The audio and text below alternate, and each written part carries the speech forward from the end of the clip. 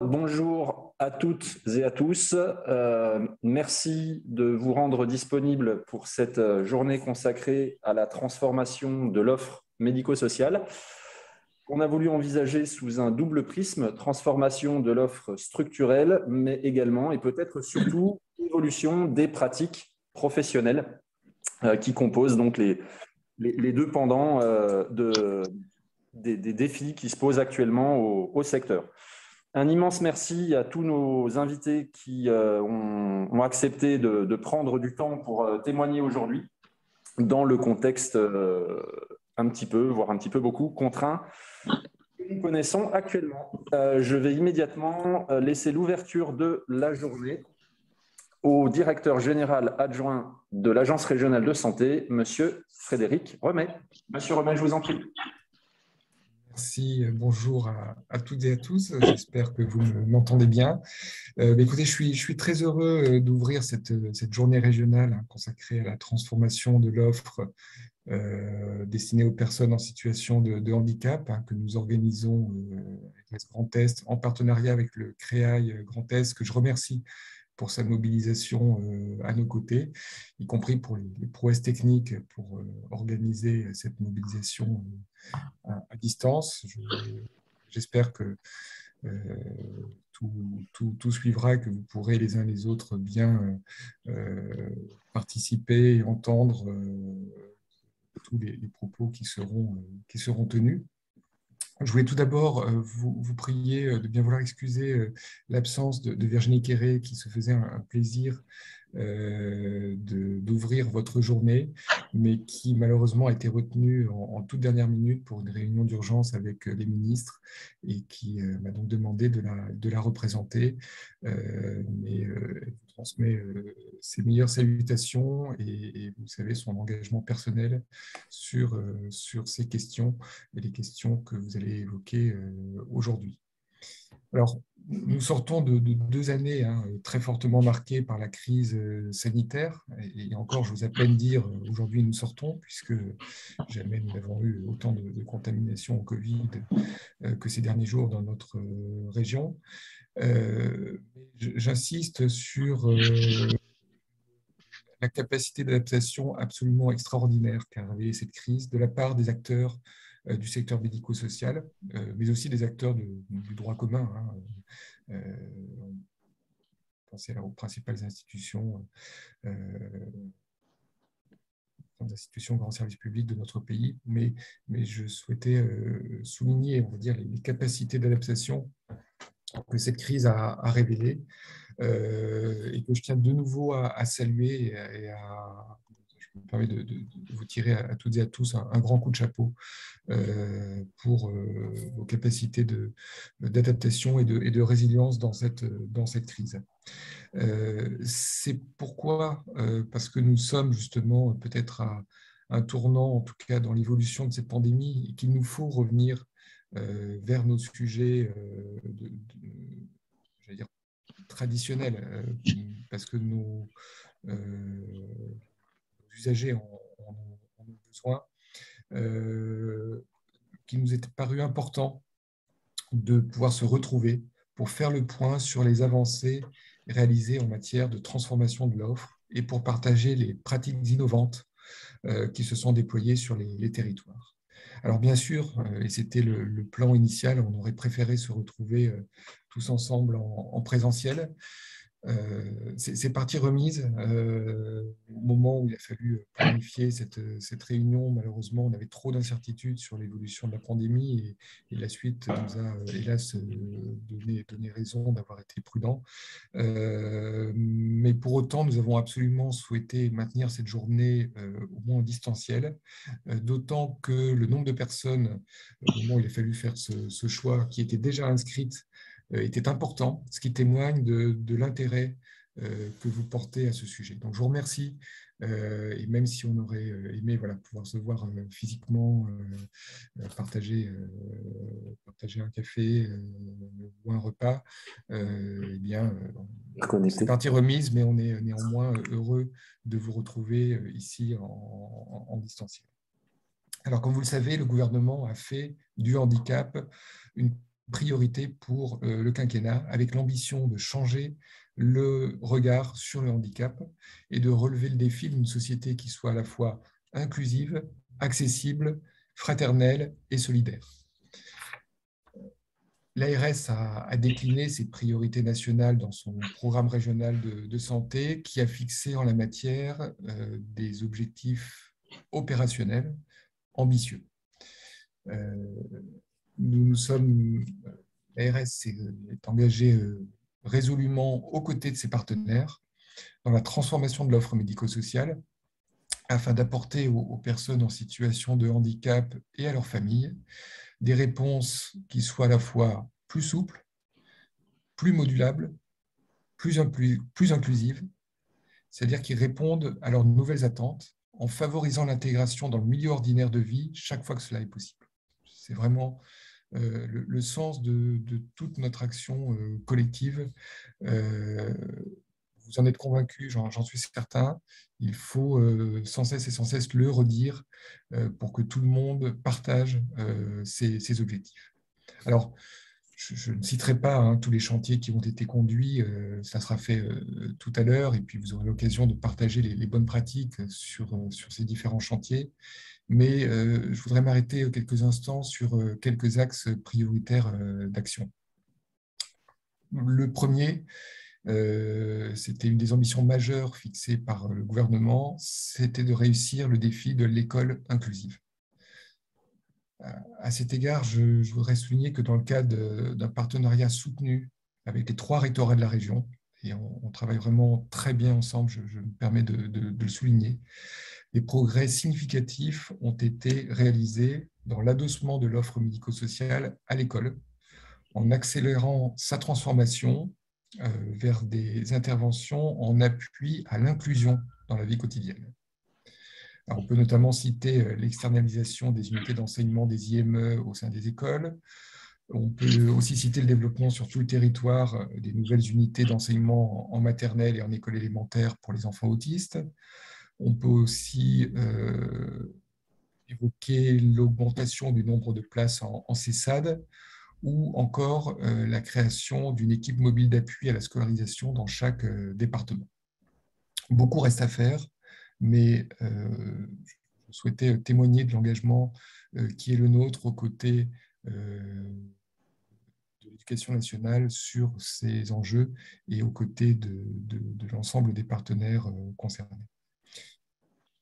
Second axe sur lequel je voudrais m'arrêter quelques instants, ce sont le développement de réponses inclusives au travers le déploiement de nouveaux dispositifs comme l'emploi accompagné, comme l'habitat inclusif ou encore les pôles de compétences et de prestations externalisées, les PCPE, dont l'objectif est d'éviter les ruptures de parcours. Ce sont des dispositifs innovants sur lesquels on essaie d'avancer. On pourra y revenir là aussi en détail, notamment sur l'emploi accompagné, sur lequel il y a des réussites qui sont absolument remarquables. Là aussi, beaucoup reste à faire, mais je crois qu'en termes de priorité, c'est un axe sur lequel on a bien avancé ces dernières années. L'ARS est également attachée, en étroite collaboration avec les différentes autorités concernées et les acteurs de terrain, à structurer sur tout le territoire des réponses diversifiées et graduées. C'est un élément quand même essentiel d'avoir une réponse aussi bien répartie que possible sur l'ensemble du territoire, d'avoir une véritable égalité d'accès aux réponses proposées. On sait que ce n'est pas encore le cas, loin de là, c'est plus compliqué à mettre en place sur certains territoires, ne serait-ce que pour des raisons de démographie des professionnels dans un certain nombre de cas, mais c'est néanmoins une préoccupation majeure et permanente de l'ARS. Ainsi, le parcours coordonné de bilan et d'intervention précoce pour les jeunes souffrant de troubles du neurodéveloppement a pu être déployé dans les départements. Un effort très conséquent a également été réalisé en lien étroit avec les conseils départementaux. Donc, je salue aussi le travail partenarial avec les conseils départementaux pour déployer de nouvelles réponses en direction des adultes afin de prévenir les départs non souhaités vers la Belgique. Alors, la réussite de ce virage inclusif nous engage tous collectivement. Quand je dis tous, c'est bien au-delà des participants à ce colloque. Donc je n'ai aucun doute sur l'engagement dans cette direction, mais tous aussi, tous les acteurs de droit commun. C'est vraiment une façon de concevoir l'offre qui change radicalement. Car pour agir efficacement sur le quotidien des personnes, il faut bien investir l'ensemble des champs. Celui de l'école, celui de l'emploi, celui de la santé, celui du logement, celui de l'accessibilité de la ville et des transports, celui des sports et des loisirs. Donc, c'est vraiment un engagement global qui est nécessaire, c'est une évolution de société. J'y reviendrai, je pense que on a des signes positifs de l'évolution de la société sur ces sujets. Vous y êtes aussi pour beaucoup, vous avez contribué à faire prendre conscience de ces évolutions, mais il faut qu'on poursuive. C'est un engagement qui doit être poursuivi au niveau des institutions, dont les actions doivent être résolument coordonnées et facilitantes. Encore une fois, notre complexité administrative, en particulier, doit être aussi transparente que possible pour les usagers. Et sur l'aspect facilitant, du côté de l'ARS, je peux en témoigner, des mots d'ordre que notre directrice générale a souhaité pour l'ARS, et qu'on soit une ARS porteuse de solutions. C'est un engagement aussi qui vaut pour les établissements, qui doivent travailler en réseau, décloisonner leurs pratiques, proposer de nouvelles réponses, coportées par plusieurs gestionnaires, afin d'être en capacité de faire appel aux différentes compétences présentes sur le territoire. Et là-dessus, si vous me permettez, je pense que la crise a été sans doute, il faut toujours trouver quelque chose de positif, y compris dans les plus grands malheurs, mais la crise a été sans doute aidante pour, on a bien vu que l'isolement dans les pratiques était la pire des choses, et que le travail collectif permettait une résilience et une capacité d'innovation complémentaire. C'est aussi un engagement pour les professionnels, dont le cadre d'exercice et les pratiques évoluent de façon très significative. Ça suppose aussi un accompagnement, de la pédagogie et de la formation. Ça suppose du temps, parce qu'on ne fait pas évoluer aussi facilement les pratiques. Ça demande des remises en cause personnelles, professionnelles, et encore une fois un accompagnement, et il faut bien le prendre en compte. Enfin, et je voudrais terminer par ce point, ce propos, c'est que répondre aux besoins des personnes ne peut se faire sans elles. La réussite du virage inclusif nécessite d'accompagner les personnes handicapées dans la voie de l'autodétermination, afin qu'elles puissent réellement exercer leur pouvoir d'agir sur les décisions et les événements qui les concernent. Je voudrais souligner à cet égard, à l'initiative du président de la commission spécialisée médico-sociale de la conférence régionale de santé et d'autonomie, la mise en place de journées d'action sur cette thématique initiées dans notre région, et qui ont permis de recueillir l'expression des usagers ainsi que leurs attentes, et qui vont nous permettre de mieux orienter notre action. Permettez-moi d'insister un instant également sur les accords du Ségur de la santé. Alors, outre le volet des revalorisations salariales, qui portent une ambition majeure d'investissement pluriannuel dans les champs sanitaires et médico-social, avec un effort financier sans précédent, je voudrais revenir aussi sur le fait qu'il s'agit d'une transformation profonde de l'offre qui est proposée, et qui est une voie de réponse à des défis nombreux. Renforcer les coordinations entre l'hôpital, la médecine de ville et les acteurs médico-sociaux. Et je tiens à souligner que sur l'aspect sanitaire, pas plus tard qu'hier avec un établissement, on insiste sur le fait que les projets d'investissement portés par les établissements de santé doivent reposer sur un projet territorial coordonné avec la ville et le secteur médico-social. C'est un point extrêmement important sur lequel on est vigilant. Autre dimension, la lutte contre les inégalités territoriales de santé, une meilleure prise en compte des enjeux environnementaux et enfin, mettre le numérique au service de la santé de tous. Et là aussi, on a quelque chose à jouer compte tenu de ce qui a été développé pendant la crise. Et j'insisterai sur le fait que le Ségur, c'est aussi une méthode que l'ARS Grand Est s'emploie à faire vivre, une méthode qui est fondée sur une concertation territoriale pour prioriser les investissements. C'est une méthode portée par l'ARS, mais en partenariat avec l'ensemble des services de l'État, rassemblés derrière les préfets, avec l'assurance maladie, avec les collectivités territoriales. Nous avons des responsabilités partagées, mais des objectifs communs, et avec les acteurs de santé, ce qui nous a permis de produire des contributions territoriales qui sont riches et qui vont nous permettre de définir le type et le niveau d'investissement nécessaire et pertinent. Les investissements en faveur des établissements prenant en charge les personnes handicapées seront ainsi un levier pour la transformation de l'offre afin d'accélérer la création de plateformes de services avec des accueils diversifiés et modulables en visant prioritairement, chaque fois que cela est possible, un accompagnement en milieu ordinaire. Ça demande de la pédagogie, ça demande du travail. L'idée, ce n'est pas de refaire du bâti classique, mais de bien s'appuyer, et je le redis, ça vaut pour l'ensemble de la transformation de l'offre, qu'elle soit sanitaire, qu'elle soit médico-sociale, dans le champ du handicap ou dans le champ des personnes âgées. Ça suppose que tout ça soit fondé sur des projets médico-sociaux et des projets d'inclusion partagés au niveau d'un territoire. Alors, je voudrais, pour terminer, indiquer que le secteur médico-social a toujours su faire preuve d'innovation, que c'est dans son ADN et que nous pouvons donc nous appuyer sur les expériences réussies, dont certaines seront présentées aujourd'hui pour développer de nouvelles réponses inclusives qui permettent aux personnes handicapées de développer leur autonomie. Et il nous faut poursuivre avec détermination dans cette voie.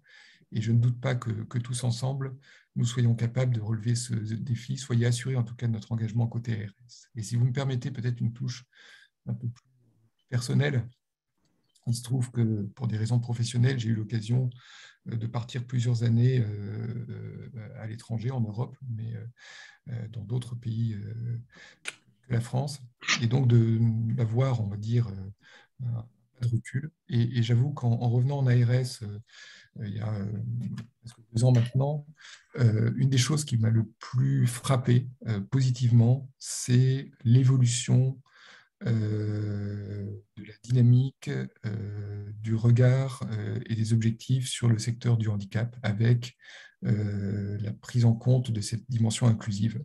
Je trouve vraiment qu'en 10 ans, c'est probablement un des secteurs qui a fait sa révolution copernicienne la plus importante. Et des réalisations tout à fait remarquables.